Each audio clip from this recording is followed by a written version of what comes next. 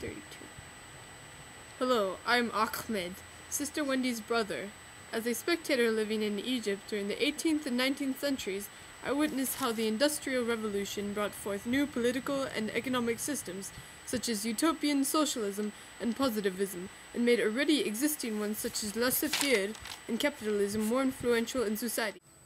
Utopian Socialism was a form of government in which everyone had equal status in a company. It was brought forth by Charles Fourier and Robert Owen. Socialism grew during the 1800s as a reaction to the Industrial Revolution. This economical system preached more state influence, equal rights, and an end to inhumanity, and stood strongly opposite individualism and laissez-faire politics. Utopian socialists were strong supporters of socialism who did not like the idea of industrialization, but they believed that working conditions should be more humane. Charles Fourier was a socialist. He was aware of what was happening in England as a result of the Industrial Revolution and rejected industrialism wholesale. He despised laissez-faire liberalism and the factory system, not because of what effects they might have on human society, but because he believed that industrial society was a passing phase.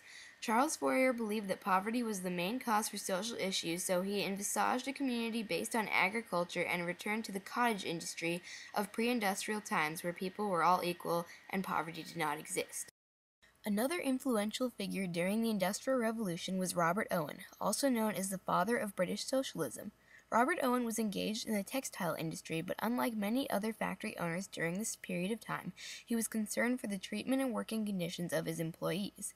At his factory, Robert Owen introduced such improvements as shorter working hours, healthier and safer working conditions, renovated housing, and an end to child labor. Owen's first community, established in New Lanark, Scotland, was a great success because it provided good conditions for the workers while still making a great profit.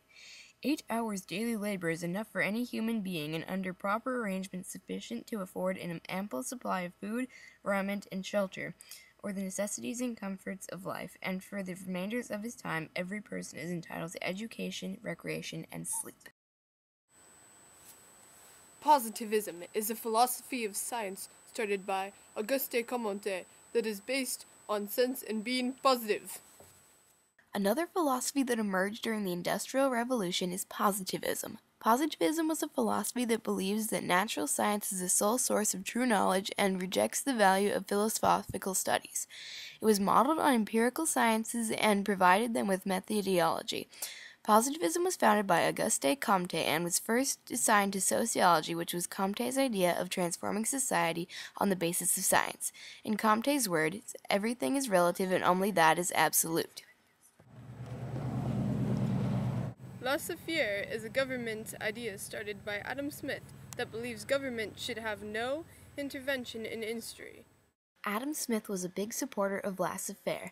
Laissez-faire is an economical system based on the policy that the government should leave the market to its own devices and should not interfere with economy, which could probably be easily told from the phrase itself, which literally means let it be. In the words of Adam Smith, little else is requisite to carry a state to the highest degree of opulence from the lowest barbarism but peace, easy taxes, and a tolerable administration of justice, and all the rest being brought about by the natural course of things. Smith taught that the prices and wages will automatically reach optimal levels when such freedom is allowed. Adam Smith theorized that the idea of self-interest will benefit the entire nation in the end because once people are working for themselves only, they work harder, and such freedom will benefit everyone with new markets, better products, and opportunities for greater wealth all around. Capitalism is an economic and social system in which countries, trade, and industry are controlled by private owners rather than the state for profit. The laissez-faire approach taken by the government allowed capitalism to flourish. Capitalism was based on the structure in which there were little or no government regulations imposed upon factory policies, and this allowed the wealthy middle-class owners to pursue whichever path was most profitable, regardless of the safety and well-being of their workers. Although the upper classes were making great profits on their businesses, this freedom led to the awful conditions of the workers in the factories.